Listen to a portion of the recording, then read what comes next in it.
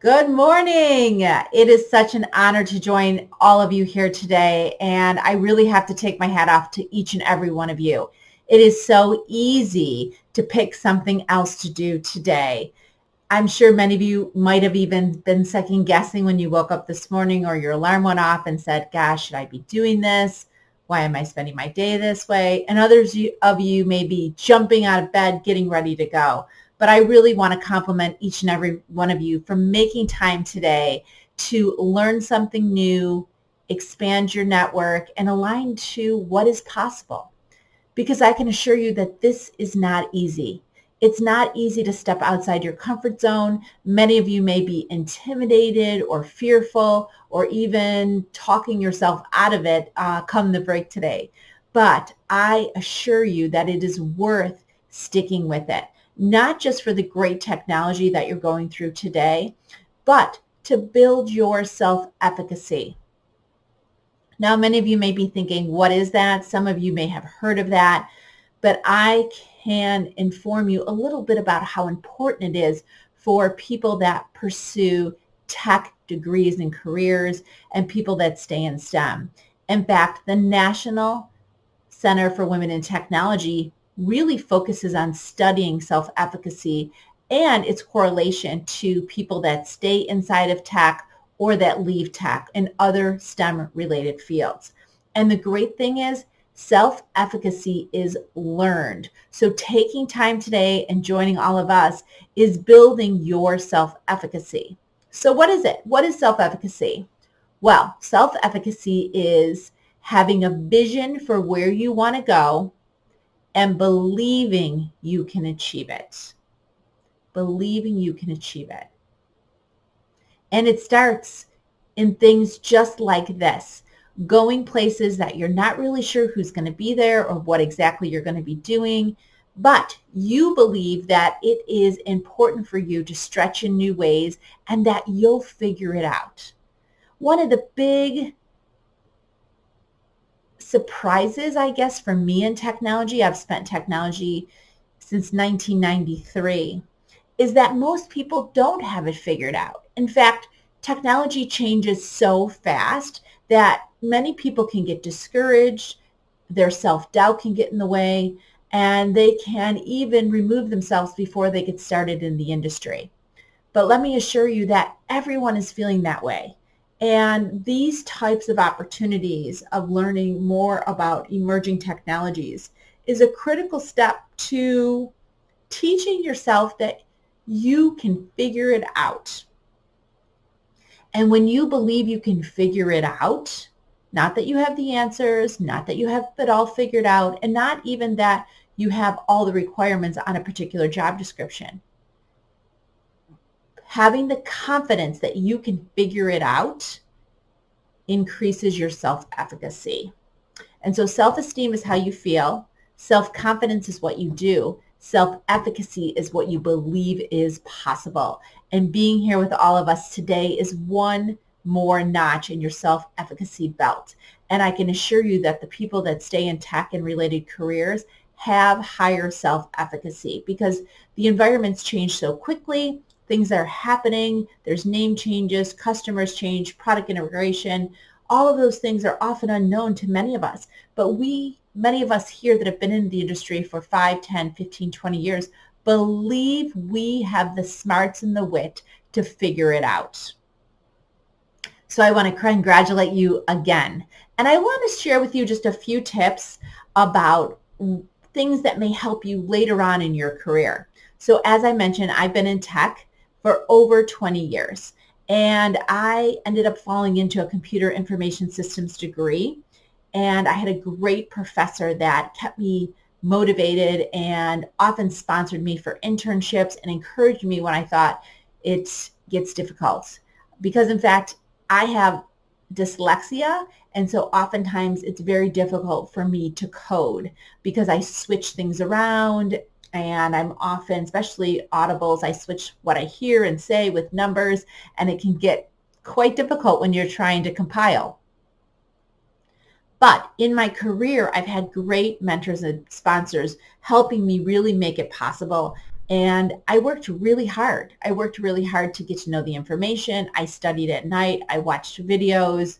I even read books, and I went to conferences, events, and activities just like you're at today.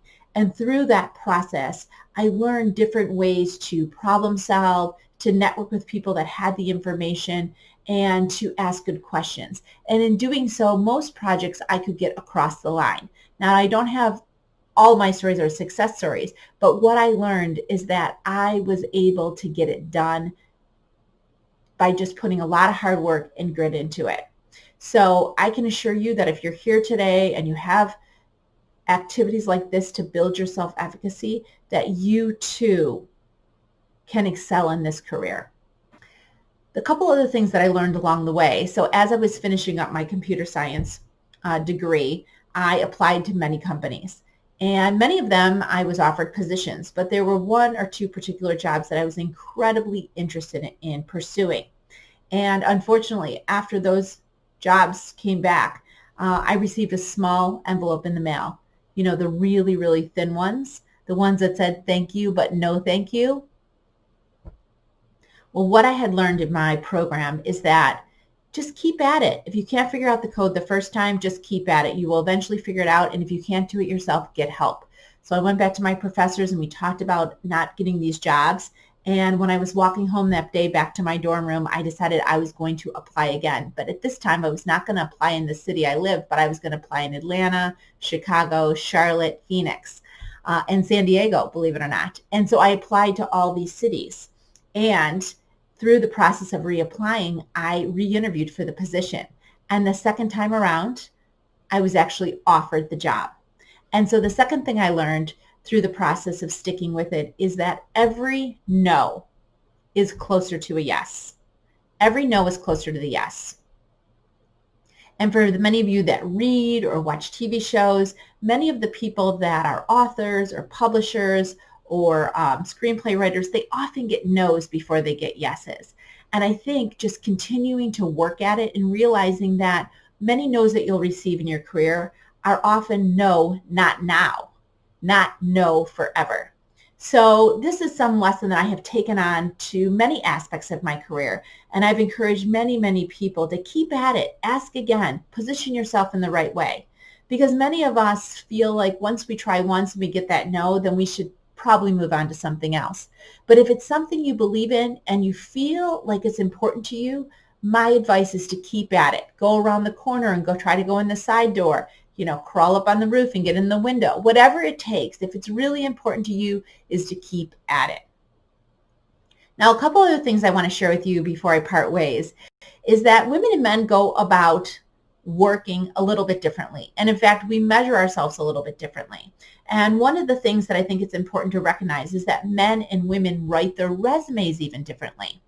So as you're thinking about your career today, moving forward, remember that we all go about jobs and how we position ourselves. We may not all use the same metrics or the same descriptive words, but I think it's important for women to know that we use twice as many words on a resume as a man, but only a third of the detail. Men are really spectacular at documenting their accomplishments and putting metrics to it. So whether it's number of people, amount of customers, the amount of revenue, how much code they've compiled, how many products they've developed, men are better at putting metrics in their resumes. So as you guys are thinking about positioning for the workplace, especially in a tech career, have people help you with their resume. You can hire a career counselor or a resume writer. There are many folks that I recommend. Kathy Posner is one of them. But really thinking about how you're writing your resume. Your resume is the first glimpse they get at whether or not they think you can do the job. And what I've learned in my career is that many people want to hire folks that can hit the ground running. So write your resume in a way that highlights your accomplishments and don't hold back from metrics. Anytime you can add metrics, please do so. The other thing you want to know about resumes and job descriptions is that you often don't have to have all the qualifications on a job description. And in fact, when men apply for jobs, they generally read a job description, and if they have 60% of the requirements, they apply. Women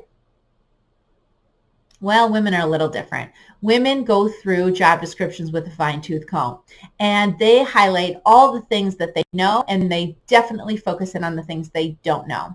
Well, let me tell you, when people write job descriptions, oftentimes they're cutting and pasting into from a general database. So they don't spend a lot of time thinking, well, do I absolutely need that, or would that be a nice to have? So if you're looking at job descriptions and you have 60 to 70% of the requirements, my advice is to apply. Because as I mentioned before, people have no problem at all giving you a no. And if it's something that you really want, like I did, apply again. Maybe get a Coursera course, or find someone who already works in the organization to help sponsor you into that position or into that interview process. Don't take no for an answer if it's really important to you. And if you have the opportunity to meet with people to talk about it that are already in the organization, I encourage you to do that. Which leads me to one of my last points, but actually one of the more important points. Your network is going to make or break where you go in your life. People hire people, people fire people, people connect people.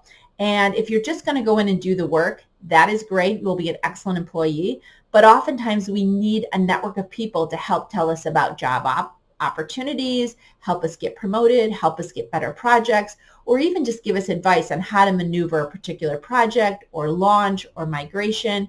And so for all of you sitting here today, get to know somebody in the room today that you don't know. Get to know one of the speakers, get to know one of the professors that may be walking around today. It's important to expand and enhance your network any opportunity you get. And, for many of us, it's not just about the work we're doing. When I wrote my first book, The Working Woman's GPS, I had never written a book before. In fact, I didn't even know someone who wrote a book. So I actually use LinkedIn as a tool to find people that are already doing things that I want to do.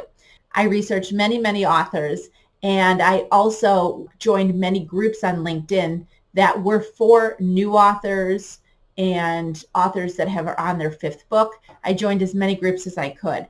I watched all the posts and the responses.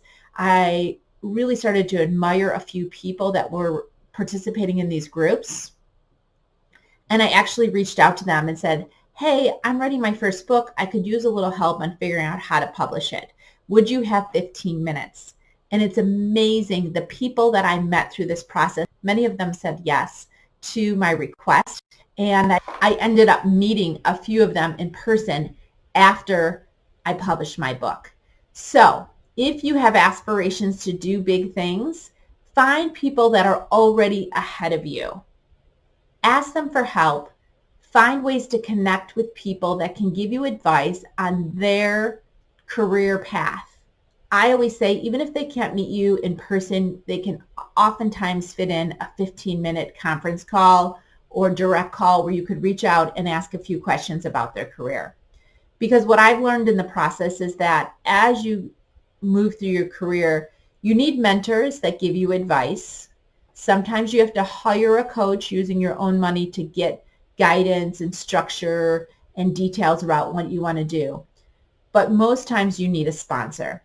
And a sponsor is somebody who uses their social capital for you to open doors, make connections, and maybe even get on a short list of jobs you're interested in. So the three types of career catalysts that I often recommend are career coaches. Those are folks you invest in.